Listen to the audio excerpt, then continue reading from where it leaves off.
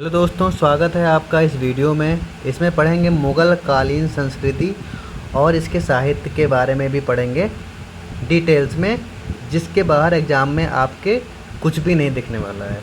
तो मुग़ल कालीन संस्कृति के बारे में पढ़ते हैं। इसमें चित्रकला के क्षेत्र में मुग़ल शैली का प्रारंभ हुमायूं ने किया था। ठीक है, चित्रकला के क्षेत्र में मुग़ल शैली का प्रारंभ हुमायूं ने किया था। इसमें सर्वप्रथम जो इन मुग़ल शैली में भी सबसे पहला नाम आता है दास्तान अमीर हमजा का। तो इसमें सर्वप्रथम जो है कौन सी है, दास्तान अमीर हमजा का। ठीक है, ये वाली शैली जो है पहली आती है, कुछ सर्वप्रथम मतलब फर्स्ट नंबर पे रखा गया है। तो अगर जो है आगे बढ़ें तो इसमें देखने को मिलता है जहांगीर के दरबार के सुप्रसिद्ध चित्रकारों में अबुल हसन का नाम आता है, जिनको उपाधि दी गई थी नादिर उज जमा की। ठीक है, नादिर उज जमा की उपाधि दी गई थी इनको। ठीक है, और उस्ताद मंसूर की अगर बात करें तो इनको जो है नादिर उल अस्र की उपाधि दी गई थी। फारूक बेग की अगर बात की जाती है तो फारूक बेग, बिशनदास, अकारिजा, मोहम्मद नादिर। ठीक है, मोहम्मद नादिर ये दोनों एक ही हैं। मोहम्मद मुराद और मनोहर माधव। और इसमें से ये दोनों नाम जो है इम्पॉर्टेंट हो जाते हैं, मनोहर माधव और गोवर्धन का, क्योंकि जो है ये बहुत कन्फ्यूजन, क्योंकि हिंदुइज्म से रिलेटेड ये दोनों नेम्स हैं, ये दोनों हिंदू नेम्स हैं, तो इसलिए जो है इसमें कन्फ्यूजन होती है एग्ज़ाम में कि लोग इसमें जो है गेस भी नहीं कर पाते हैं। ठीक है, तो अगर यहाँ पे आगे बढ़ते हैं तो देखने को मिलता है जहांगीर के काल को मुग़ल काल का स्वर्ण युग कहा जाता है। ये बहुत ही वेरी इम्पॉर्टेंट की कैटेगरी में ये वाला क्वेश्चन आता है। ठीक है, ये वाला कई बार पूछा जा चुका है एग्ज़ाम में। जहांगीर के काल को मुग़ल चित्रकला का स्वर्ण युग कहा जाता है। आगे, औरंगजेब संगीत विरोधी होने के बावजूद स्वयं एक कुशल वीणा वादक था। ये भी इम्पोर्टेंट है। औरंगजेब संगीत विरोधी होने के बावजूद स्वयं एक कुशल वीणा वादक था। इस वाले पॉइंट की अगर बात करें, ये दोनों इम्पॉर्टेंट हैं, बहुत ज़्यादा इम्पॉर्टेंट है। एक ये जो है ये वाला पॉइंट और ये वाला पॉइंट दोनों इम्पॉर्टेंट हैं। यहाँ पे अगर देखते हैं तो अकबर के शासनकाल के दौरान तानसेन और स्वामी हरिदास, दो नेम, तानसेन और स्वामी हरिदास प्रमुख गायक थे। ये दोनों प्रमुख गायक थे अकबर के शासनकाल में। ठीक है, अकबर ने तानसेन को कंठाभरण वाणी विलास की जो है उपाधि प्रदान की थी। ये भी इम्पॉर्टेंट है, ये वाला पॉइंट जो है।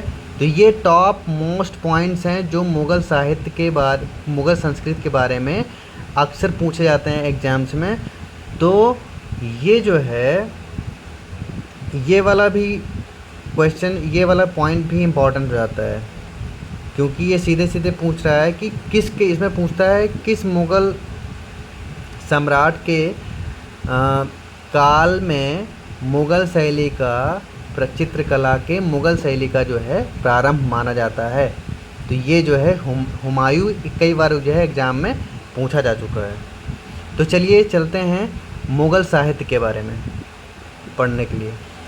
दोस्तों, मुग़ल साहित्य की अगर बात करते हैं तो मुग़ल सबसे पहला नाम आता है गुलबदन बेगम का जो है नाम आता है सबसे पहले।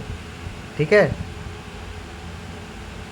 सबसे पहले किसका नाम आता है? गुलबदन बेगम, बाबर की पुत्री थी, इनका नाम आता है।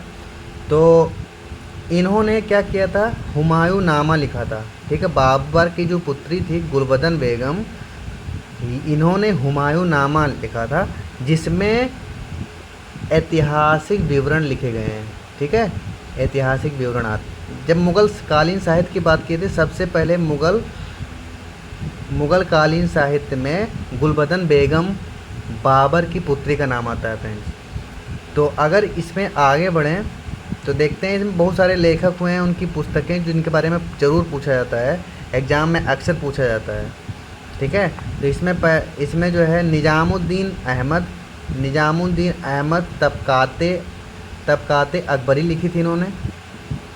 अब्बास खां सरवानी साहब ने जो है लिखा था तारीख़ शेरशाही। ठीक है, इन्होंने कौन सी लिखी? तारीख़ शेरशाही। हसन निजामी ने लिखा था ताजुल मासिर। ख्वांद मीर ने लिखा था कानून हुमायूनी। भीमसेन ने लिखा था नुस्खाए दिलकुशा। मिर्ज़ा मोहम्मद काजिम ने लिखा था आलमगीरनामा। ठीक है, इसमें सारे पॉइंट इंपॉर्टेंट हैं, हमेशा एग्ज़ाम में पूछे जाते हैं। इनायत खां शाहजहाँ नामा इन्होंने लिखा था, इनायत खां ने। ठीक है, चंद्रभान ब्राह्मण ने लिखा था चहार चमन। ठीक है, मोतविद खान ने लिखा था इकबाल नामाए जहांगीरी। इकबाल नामा ए जहांगीरी इन्होंने लिखा था मोतविद खान ने। ठीक है, ये वीडियो आप कई बार रिवाइज करेंगे, इसको बार बार देखेंगे तो ये ऑटोमेटिकली आपको ये सारे नाम याद होने वाले हैं। गुलाम हुसैन ने लिखा था सियारुल मुतखरीन। ठीक है, सियारुल मुतखरीन लिखा था गुलाम हुसैन ने। मोहम्मद साले ने लिखा था आलमे साले।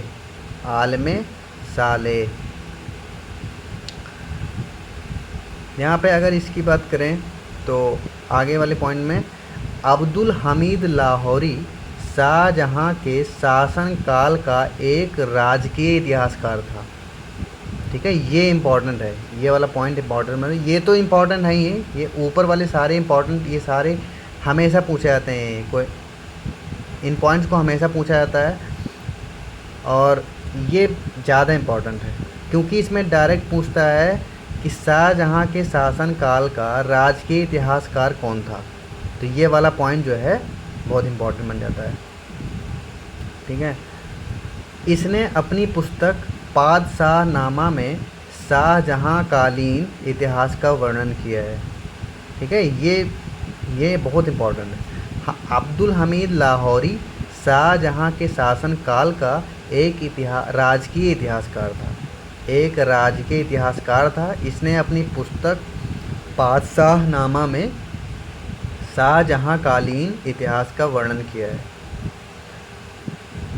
फ़ारसी मुग़लों की राजभाषा थी, ये भी पूछता है। मुग़लों की राजकीय भाषा कौन सी थी? तो वो थी क्या? फ़ारसी। ठीक है, ये पूछता है। नस्तालीक एक फ़ारसी लिपि है। इस लिपि के बारे में अक्सर एग्ज़ाम में पूछा जाता है, बड़े से लेके छोटे एग्ज़ामों में भी ये जो है टिपिकल बनाने के लिए क्वेश्चन पेपर को ये पूछा जाता है। कई बार देखा गया है, तो ये एग्ज़ाम में ज़रूर पूछा जाता है अगर टिपिकल बनाया है एग्जामिनर ने तो क्वेश्चन पेपर को। नस्तालीक एक फ़ारसी लिपि है जो मध्यकालीन भारत में प्रयुक्त होती है। नस्तालीक तथा शिकस्त लिखने में औरंगजेब निपुण था। ठीक है, ये दोनों जो है लिपि है, फ़ारसी की लिपि है, ये दोनों लिपि जो है औरंगजेब लिखने में निपुण था। तो दोस्तों ये कुछ फैक्ट्स थे। इससे बाहर मुग़ल कालीन साहित्य में कभी भी कुछ भी नहीं पूछा जा सकता है। तो छोटे से लेके बड़े एग्ज़ाम में ये क्वेश्चंस जो है ज़रूर आते हैं और ज़रूर देखने को मिलते हैं। तो आपके भी एग्ज़ाम में ये क्वेश्चंस देखने को मिलने वाले हैं। तो मिलते हैं नेक्स्ट वीडियो में। अगर आपको ये वीडियो पसंद आई है तो आप जो है चैनल को सब्सक्राइब कर लीजिए और इस वीडियो को ज़रूर से ज़रूर लाइक कर दीजिएगा। मिलते हैं नेक्स्ट वीडियो में। Thank you so much.